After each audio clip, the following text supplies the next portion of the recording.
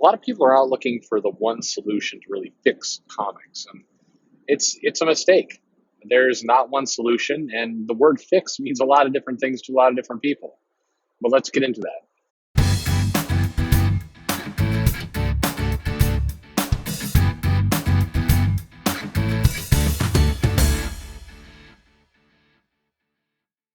Hey, there's this Perch. There's been a lot of talk about, the comic industry is dying, or the comic industry is doing great, or, we need to fix comics, or we need to have more comics like this. And there's a lot of singular answers there, meaning kind of no matter what your viewpoint is, if comics are doing wonderful or comics are doing bad, or if the content is good or bad, everyone has one answer, and they want comics to kind of adhere to one answer. The comic industry is dying, and that's why crowdfunding is better. We're going to direct to consumer, and that's the answer. Or kind of its counterpart of no, the comic industry is almost as strong as it's ever been, and the answer is that we need more diversity, more outreach to different types of readers. They need to be able to see themselves in the pages. And the challenge with all these ideas, or challenge is the wrong word, the problem with all these ideas is that they're all singular. It's we will do this one thing, and that will fix comics.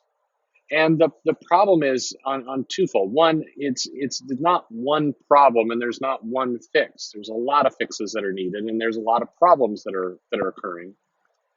And on top of that, just kind of being more practical about life, there isn't ever a situation where one size fits all. It's strange. I mean, I kind of get why one side of the argument wants a one size fits all kind of mentality. It should be like the 90s. It should be like that, and that the world will be better. They're identifying a singular point that they liked, and they've got a singular solution to go along with that. Okay. Yeah, the other side, though, is a little bit more baffling. It's a little weird to simultaneously say, we need to branch out. We need to have other outlets. We need to have other types of readers. We need, and we need more diversity in comics. And when I say diversity, I'm talking about approach, not, a race or a gender. We just need more diversity in comics. And yet that solution itself is, we must have more diversity in comics or else, or else it will fail. I mean, it's weird that a pitch for diversity also pitches itself as the one and only solution that's needed. That seems like two conflicting things coming together. In comics in general, there's a bunch of ways the market is changing, and no matter what people tell you, nobody has the answer yet. Nobody has the answer for retail. Are shopping malls dying? Well, some are, but others are not.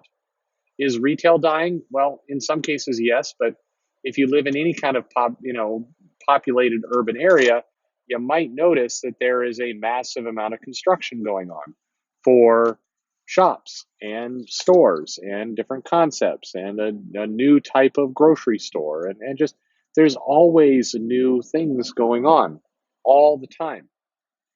And so to say that retail is dying, no, your own eyes will tell you that's not the truth. But at the same time, it is definitely hard for retail, and it's definitely a challenging time because a lot is shifting. A lot of people have had businesses for 20, 30, 40 years. They don't know how to adapt. So they struggle. And that's a challenge that everyone goes through. The idea of adaptation is, a problem that's faced us for eons. And the people who can adapt well are generally the ones who are successful. Well, comics going through an adaptation, just like retail, just like all kinds of things. There's a couple factors, as we've talked about a lot before, that price is too high. It is. You can argue that you're happy with it, but whether you're happy with it or not is kind of irrelevant. You can say that the $3.99, $4.99 thing is ridiculous, but the solution to that, the long-term solution to that, of course, is not $25 crowdfunded books. $25, in case people didn't notice, is more than $4. And so that's not a solution. Now, it is a place where you're putting your money more directly, and so you're willing to pay a premium for that, but that's more of an outcome. It's not a solution. What people would really like, including, by the way, all the people who funded participate in crowdfunding books and gave the books that 25, 50, $100 range, all of those people would prefer to be buying this book, conveniently in the store of their choosing for $3.99 or $2.99, or ideally like $1.50. They would love to see the alternative pricing model in their local store that they like, with the crowdfunded content that's out there. That's what people really want. But you can't have everything you want, so you're willing to make some sacrifices. And that's what's going on. But that's why you see a couple different things. You see people buying the Avengers and buying Spider-Man and buying Batman. You see the Tom King Batman, for all the complaints. Tom King Batman comic still sells very well. You'd say, well, it was selling 100,000, now it's selling 85. Well, sure, that's a decrease, but it's a successful comic all the same. And but even though people are buying it, it doesn't mean they love it. It doesn't mean they're thrilled with the direction. It doesn't mean that they would like and appreciate change. They would, absolutely. But what's the alternative? If you like comics and you like Batman, but you don't like the writer, are you just going to stop reading Batman? Are you just going to ban it completely? Of course not. And that's why the kind of one solution model doesn't work. So in all these cases, people are buying things and doing things largely out of circumstance, not because they like it. Nobody is going and buying the Jawbreakers comic in a crowdfunded model and going, "Oh, I'm so glad I get to buy it through Indiegogo. I'm so glad that it's not on the store shelf. I was really not looking forward to having to walk into a store and just pull out my wallet and buy it. So I'm really glad I get to go through this kind of crazy IGG model to buy it and then have it shipped out to me, whenever the time comes." And if you're a fan of Cyberfrog or any of these other comics, I mean, none of you are happy with the idea of, I'm going to go put $25 down, I'm going to wait some indeterminate amount of time, and then the comic will arrive. That's not a good solution. Now, that's not knocking, the creator or the comic or anything else. It's just saying you're putting up with a lot of nonsense because you want that comic. And that's true whether it's a crowdfunded book, whether it's a big publisher book. You put up with a lot of nonsense to get the thing you want. And ideally, you hope and you long for a day where some of that nonsense goes away, hopefully all of it, and you're just happily getting the book you like the way you like it. That would be perfect. But that's why there's not one solution. Digital is still growing. Retail is still finding its footing. Comics from creators who are, for whatever reason, blacklisted or not liked by the big two, there's still an audience. People still want those comics, so they're going to go out and get it. And so that's why, as you get caught up in these arguments, as you see them going on, the right answer is, in the craziest way, the right answer is diversification. Diversity in ideas, diversification in ways comics are going to get to people, ways comics are going to be created, ways comics are being priced. It's a good thing that you've got Peter Samedi out selling alternative books for $1.50. You've got Marvel out selling books for $3.99. You've got crowdfunded books at $25. You've got all these different models out there. Now the challenge is, not all those models are survive, and not all those models are good for people. And ideally, you want content you like in the model you like. But the nice part about having all these in play at once is the market is going through a period where it's testing itself out. It's figuring out what the right answer is. It's trying to get to an answer. And because we're in a period of flux, the more people who are out struggling, trying to find answers, the better. Frankly, I want more. I'd like to see comics that are free, that are paid for by sponsorship and advertising, and the money model is coming that way. I'd like to see comics that are heavily subsidized by marketing and advertising, so the cost is low, but we're trying that model. What does that mean? Now, that's not going to give you what you want. Do you want to read Spider-Man where you've got 10 pages of ads you got to flip through? No, you don't want that.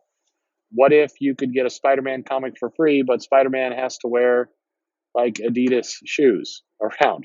You probably wouldn't like that either. That sounds stupid. But if it was a Spider-Man comic for free, I don't know. We've got to test all these models out, and we got to see what works, and we're in a period of evaluating. And so the more ideas, the better. The more people out trying things, the better. And to those of you who are listening to this at this point and put up through my rambling nonsense, the people have asked me, why do you compliment creators who have successful campaigns, whether it's Kickstarter or Indiegogo?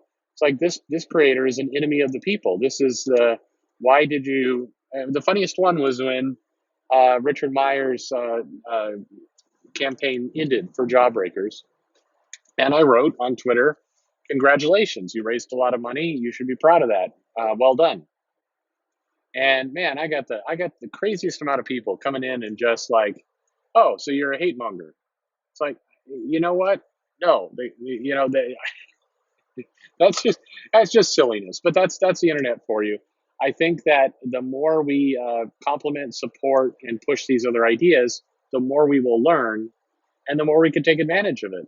And make no mistake about it. Now, do you think that some of the other big name creators who are politically on the opposite end of the spectrum as a Ethan Van Sciver, you don't think that they learned a little bit from his campaign? You don't think that they saw the way he marketed and the way he pushed his book and how he priced it and how he put it out? And you don't think they copied some of that? Of course they did. And it's not bad that they did. That's people trying things and people learning.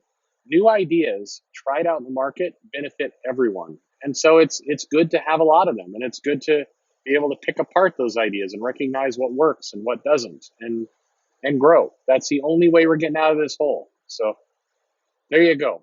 What do you think? How do you think we get out of this hole? How do you think? What do you think of new ideas? Is there such a thing as a bad and new an idea? I don't mean an idea that fails. I mean an idea that should have never, existed to begin with. Like the Holocaust. There's an idea that shouldn't have happened from the very beginning. That's like a bad idea, bad concept. You shouldn't do it. Genocide. There's another one. You don't need to test that one out. That's just a bad idea. We know it. No. But what are actual?